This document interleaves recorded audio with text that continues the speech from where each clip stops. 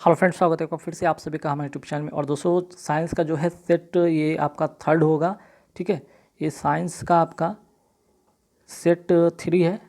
ठीक है, set 1 set 2 का जो है डिस्क्रिप्शन इस वीडियो का लिंक मैं दे दूंगा, वहाँ से आप देख सकते हैं। साथ ही साथ इस वीडियो को आप टेलीग्राम ऐप पे भी जाकर वहाँ से भी आप देख सकते हैं। ठीक है, तो चलिए फटाफट 40 क्वेश्चन जो साइंस के हैं, जो मोस्ट इंपॉर्टेंट क्वेश्चन है, जो आपके आने वाले एग्जाम में बन सकते हैं, उन सारे क्वेश्चन को फटाफट यहाँ पे देखेंगे, है ना। तो फर्स्ट क्वेश्चन की बात करते हैं कि रेडियो एक्टिविटी, ठीक है, रेडियो एक्टिवता या रेडियो एक्टिविटी की खोज किसने किया था। यहाँ 4 ऑप्शन दिख रहे हैं, आपको बताना इसका करेक्ट आंसर कौन सा होगा। तो इसका करेक्ट आंसर आप लोग बताएंगे फटाफट। तो चलिए, इसका जो करेक्ट आंसर होगा वो होगा हेनरी बैकुरल। ठीक है, इसका करेक्ट आंसर हो जाएगा हेनरी बैकुरल। यहाँ से एक सवाल और भी आता है। ठीक है, यहाँ से एक सवाल और भी आता है कि रेडियम का जो खोज, ठीक है, रेडियम का खोज किसने किया था, वो है मैडम क्यूरी। ठीक, ध्यान रखिएगा, यहाँ से 2 सवाल एक ही टाइप के रहते हैं, जो कि दोनों में बहुत ही काफ़ी समानता होता है अगर पढ़ते हैं तो, कि रेडियम की खोज किसने किया, रेडियो एक्टिविटी की खोज किसने किया। तो थोड़ा सा बच्चे यहाँ पे फंस जाते हैं, तो ध्यान रखिए ये चीज़ को। ठीक है, एक्टिविटी की खोज की अगर बात करें तो हेनरी बैकुरल, अगर रेडियम की बात करें तो madam Curie. Next question, antiseptic surgery का सूत्रपात किसने किया था। ठीक है, तो इसका जो करेक्ट आंसर होगा वो होगा जोसेफ लिस्टर। ठीक है, इसका करेक्ट आंसर हो जाएगा जोसेफ लिस्टर। नेक्स्ट क्वेश्चन पे आते हैं कि 1948 में गठित परमाणु ऊर्जा आयोग के अध्यक्ष कौन थे। ठीक है, तो इसका जो करेक्ट आंसर हो जाएगा वो होगा होमी जहांगीर भाभा। ठीक है, होमी जहांगीर भाभा को ध्यान रखिएगा, बहुत इंपॉर्टेंट क्वेश्चन है। कई बार इनसे रिलेटेड क्वेश्चन आते हैं, क्यों आते हैं ध्यान रखिएगा। भारत में 1948 में गठित परमाणु ऊर्जा आयोग के अध्यक्ष होमी जहांगीर भाभा थे, ये तो पता हो गया। वो क्या किए थे भाई, तो वे परमाणु अनुसंधान केंद्र के संस्थापक थे। ठीक है, इसके क्या थे, संस्थापक थे।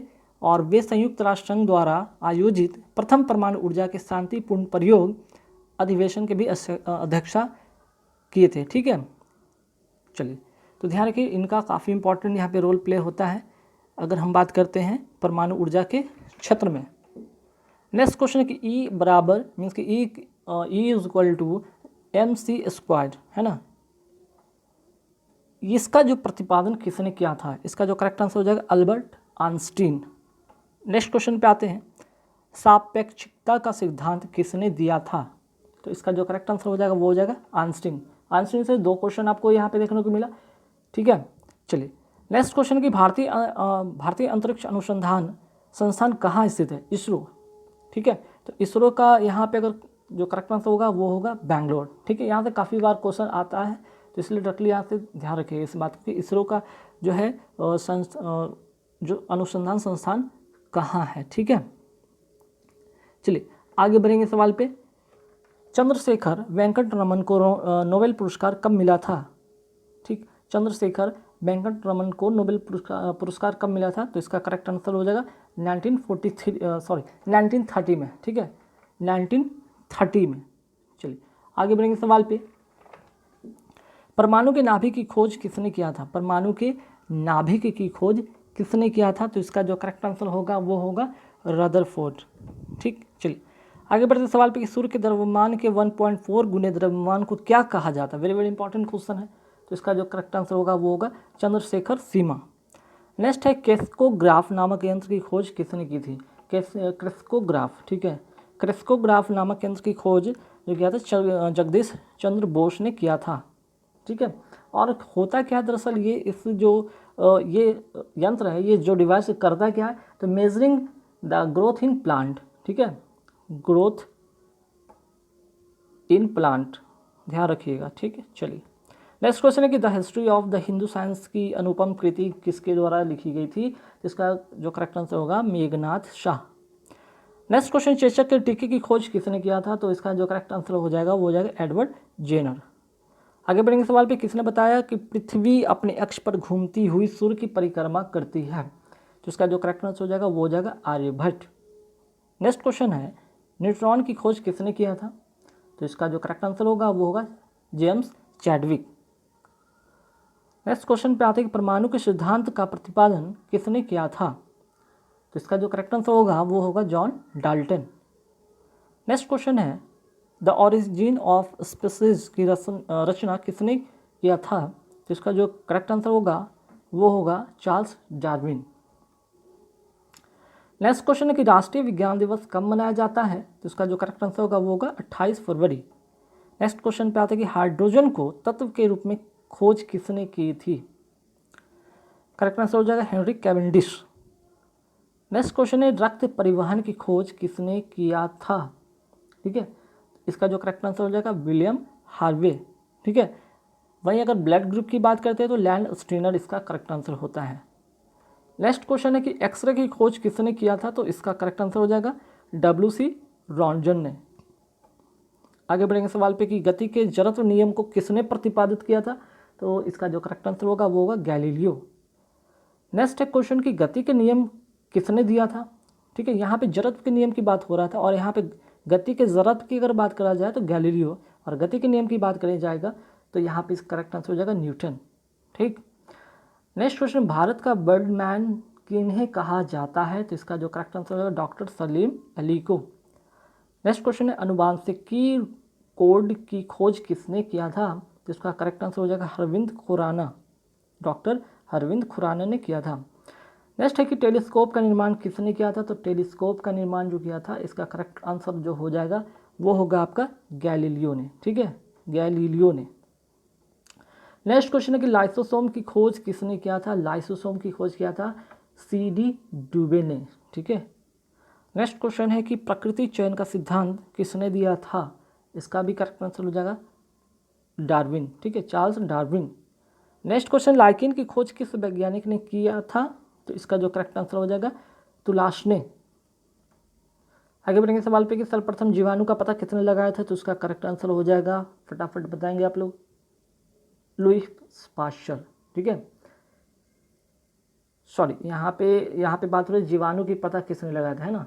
सर्वप्रथम जीवाणु की पता किसने लगाया था, तो यहाँ पे लुवेन हुक, एडवर्ड जेनर। अच्छा, यहाँ पे ऑप्शन गलत लिखा गया है ना, इसका ऑप्शन जो है गलत लिखा गया था, है इसीलिए यहाँ पे आप लुवेन हुक कर लीजिए, ठीक है, लुवेन हुक, ठीक है, इसका करेक्ट आंसर हो जाएगा। नेक्स्ट क्वेश्चन, पेनिसिलिन की खोज किसने किया था, तो इसका जो करेक्ट आंसर हो जाएगा वो होगा लुईस पाश्चर। आगे बढ़ेंगे सवाल पे कोशिका शब्द का प्रयोग सर्वप्रथम किसने किया था, तो इसका करेक्ट आंसर हो जाएगा रॉबर्ट हुक ने। नेक्स्ट है इंसुलिन की खोज किसने की थी, तो इसका जो करेक्ट आंसर हो जाएगा Banting and Best. Next question है कि गामा किरण की खोज किसने किया था, तो इसका करेक्ट आंसर हो जाएगा पॉल बिलार्ड। नेक्स्ट क्वेश्चन है रेबीज के टीके की खोज किसने किया था, तो इसका करेक्ट आंसर हो जाएगा लुईस पाश्चर, ठीक है। देखिए लुईस पाश्चर 2 क्वेश्चन पूछा गया, एक तो पहले पेनिसिलिन की खोज किसने किया था और दूसरा है कि रेबीज टीके की खोज, ठीक है, दोनों इन्होंने नहीं किया था। नेक्स्ट है कि प्राकृतिक वर्ण जिसको कहते हैं नेचुरल सिलेक्शन का नियम किसके द्वारा दिया गया था, तो इसका भी करेक्ट आंसर होगा चार्ल्स डार्विन। नेक्स्ट क्वेश्चन है ऑक्सीजन की खोज किसने की थी, तो इसका करेक्ट आंसर हो जाएगा, बताइए आप लोग, इसका करेक्ट आंसर हो जाएगा सीले एंड प्रिस्टले ने। नेक्स्ट क्वेश्चन है कि गुरुत्वाकर्षण नियमों के आविष्कारक कौन हैं, तो इसका करेक्ट आंसर होगा आपका न्यूटन। नेक्स्ट क्वेश्चन, किस मानव अंग में सर्वाधिक कोलेस्ट्रॉल उत्पादित होता है, इसका करेक्ट आंसर हो जाएगा लीवर। नेक्स्ट क्वेश्चन है मानव शरीर का जो सामान्य तापक्रम होता है, नॉर्मल टेम्परेचर होता है, कितना होता है 37 डिग्री सेल्सियस।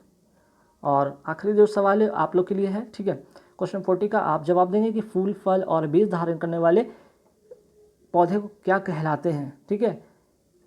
यहाँ पे जिम्नोस्पर्म है, एंजियोस्पर्म है, फर्न है, क्रिप्टोगैम्स है, ठीक है, एंजियोस्पर्म।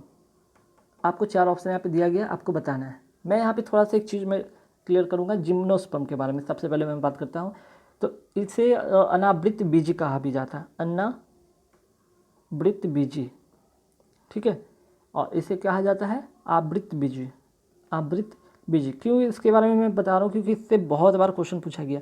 अनावृत बीजी, इसमें फूलों का अभाव होता है, इसमें क्या होता है, फूलों का क्या होता है, अभाव होता है। पहला चीज़, ये पौधे बहुवर्षीय होते हैं, मीन्स कि सालों भर ये रहते हैं, ठीक है, मीन्स कि सदाबहार ये होते हैं। और दूसरी बात है काष्ठीय होते हैं, जैसे कि अगर हम बात करें एग्जाम्पल अगर इसका ले लें तो साइकस होता है, ठीक है, पाइनस होता है, ध्यान रखिएगा, ठीक है।